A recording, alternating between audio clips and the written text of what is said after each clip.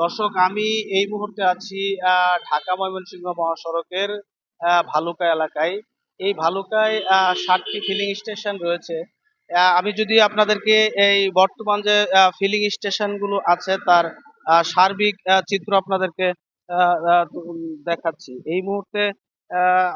আপনারা লক্ষ্য করছেন যে দীর্ঘ লাইনে কিন্তু দাঁড়িয়ে আছে এই মোটরসাইকেল নিয়ে। এখানে আমাদের এই কর্তব্যরত এই পাম্পের যে ম্যানেজার আছেন, ওনার সাথে আমরা কথা বলেছি। সে বলছে যে তারা ভোর 5টা থেকেই কিন্তু পেট্রোল দিতে শুরু করেছে। তারা পেট্রোল দিয়েই যাচ্ছে অনবরত। তবে অনেক পাম্প থেকে আমরা যে এই নিশিন্দা এলাকায় এমকে ফিলিং স্টেশনে আছি, এখানে তাদের একটা নিয়ম আছে। তারা একটা গ্রাহকরা তেল নেওয়ার জন্য তাদেরকে একটা লাইন করে দিয়েছে। এই লাইনে কিন্তু দাঁড়িয়েই তারা সকলেই তেল নিচ্ছেন। তবে ডিজেল ছিল, ডিজেল রাত্রে 2টায় এই পাম্পে ডিজেল আসে। ডিজেল আসার পর থেকে গাড়ির যে সিরিয়াল ছিল সেই সিরিয়ালে এই সকাল 9টায় কিন্তু এখানে ডিজেল শেষ হয়ে গেছে। এখানে ডিজেলের বর্তমান সময় কিন্তু এই পাম্পে ডিজেলের জন্য কিন্তু ডিজেল নাই বললেই চলে। তবে পেট্রোল দিয়ে যাচ্ছে কিন্তু এই আহ, সকাল 6টা থেকে এই ফিলিং স্টেশনে পেট্রোল দিচ্ছেন, কিন্তু মোটর সাইকেলের যে লম্বা সারি এখানে প্রায় 1 কিলোমিটার পর্যন্ত কিন্তু এই মোটর সাইকেলের গ্রাহকরা তাদের এই গাড়িতে পেট্রোল নেওয়ার জন্য কিন্তু তারা দীর্ঘ সময় কিন্তু দাঁড়িয়ে আছে। আমি একজনের সাথে কথা বলতে চাই। সকাল 8টার সময় আসছি ভাই, এখন কটা বাজে আমার জানা নাই। আমি চাকরি করি।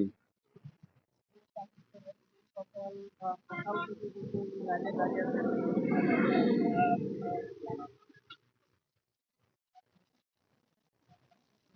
সময় কিন্তু তাদের আছে, এই নির্দিষ্ট সময় অনুযায়ী তাদের অফিসে যেতে হয়। আমি আরেকজন আহ, আহ,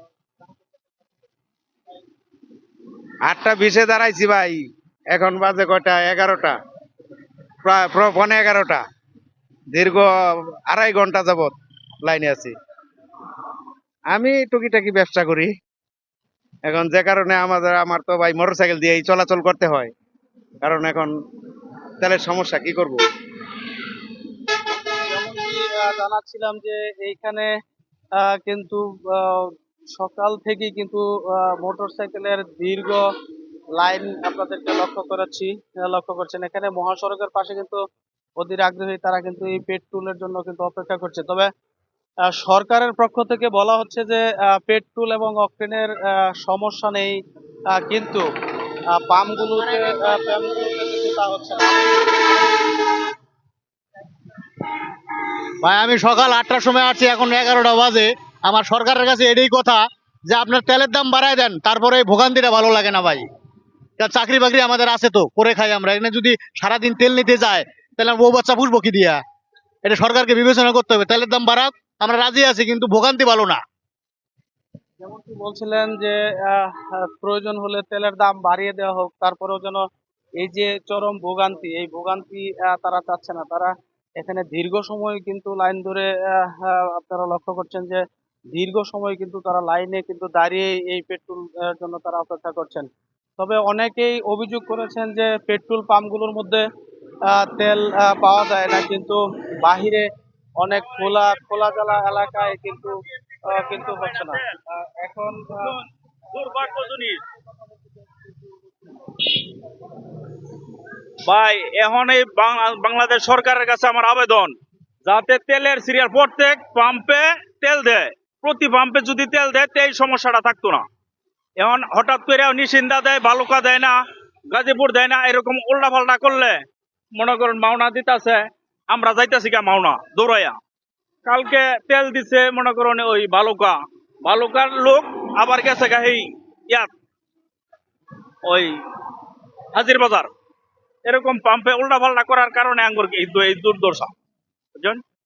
তবে গ্রাহকের অনেকে বলছেন যে একই এই সময়ে যদি একদিন পর পর হলেও যদি একই সময়ে যদি তাদেরকে পেট্রোল বা অকটেন দেওয়া হতো, তাহলে এই এই ক্রাইসিসটা অনেকটাই লাঘব হতো। এখানে দ্রুত গভর্নমেন্টের কাছে রিকোয়েস্ট যাতে দ্রুত আমরা এই সমস্যার সমাধান হয়।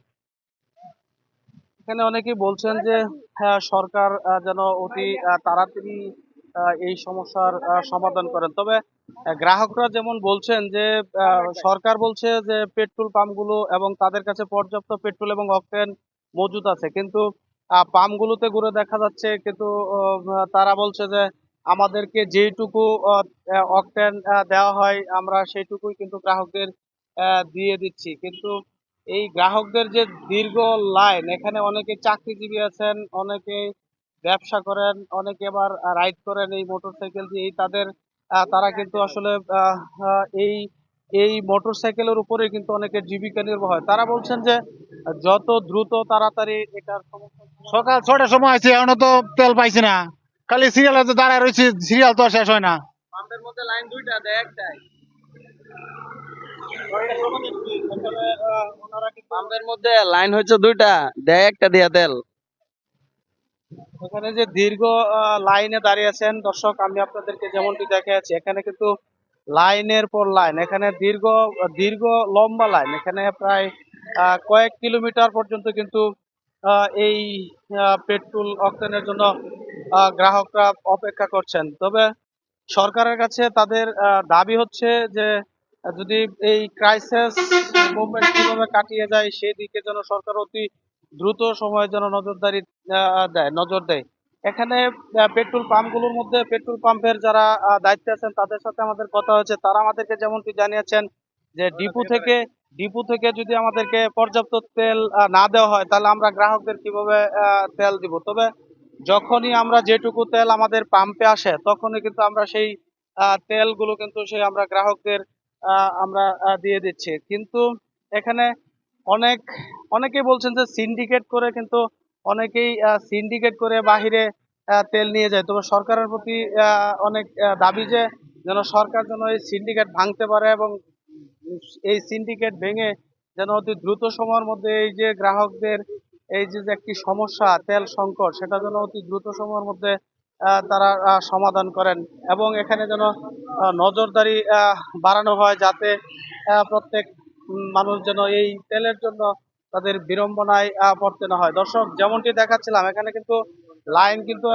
দীর্ঘ সময় লাইন। এখানে আমাদের ফিলিং স্টেশনের কর্তৃপক্ষ আমাদেরকে বলছেন যে তারা রাত্রে ভোর 5টা থেকে কিন্তু তারা এই এই পাম্পগুলোতে কিন্তু তারা তেল দিয়ে যাচ্ছে। দর্শক আমি আপনাদেরকে যেমনটি দেখাচ্ছিলাম, তবে এখানে গ্রাহকদের শেষ কথা তাদের হলো যে যেন যদি পেট্রোলের দাম বা অকটেনের দাম বৃদ্ধি করে হলেও যেন এই সমস্যার সমাধান অতি দ্রুত সময়ের মধ্যে সরকার করে, সেটাই। কারণ এখানে অনেক চাকরিজীবী আছেন যারা তাদের চাকরির একটা নির্দিষ্ট সময় থাকে, এই নির্দিষ্ট সময়ের মধ্যে তাদের অফিস আদালতে তাদেরকে যেতে হয়, যার কারণে এই তেলের জন্য তারা কিন্তু দীর্ঘ সময় অপেক্ষা করে 4 ঘন্টা 5 ঘন্টা অপেক্ষা করা লাগে তাদেরকে। আর এই দীর্ঘ সময় অপেক্ষা করার কারণে কিন্তু তারা তাদের অফিস দিতে পারছে না, বা অনেকেই যারা ব্যবসা করেন তারাও কিন্তু তাদের ব্যবসা এই তেলের জন্য কিন্তু তাদের অনেক সমস্যার সম্মুখীন হতে হচ্ছে। এই যেমন